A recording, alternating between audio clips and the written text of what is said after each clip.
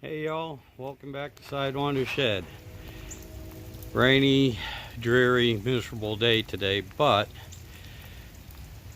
been working on the fence, been working on the gates, and out of all that old gray wood, this is what I ended up with for gates.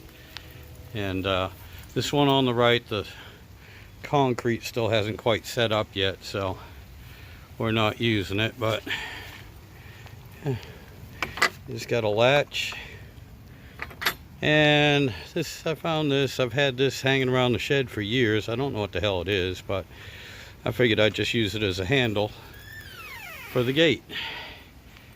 And so you can see the gates open and they work and everything. But anyway, I got a different project for today, and it'll actually be inside the shed. So let me get out of this rain and I'll bring you back. Yeah, in case y'all forgot, this is the wood I'm using, and it cleans up nice, most of it anyway. And I got a lot of work ahead of me to do to clean this stuff up. But anyway, that's the update on what I've done with the fence and a bunch of other little projects that, you know, it's never ending.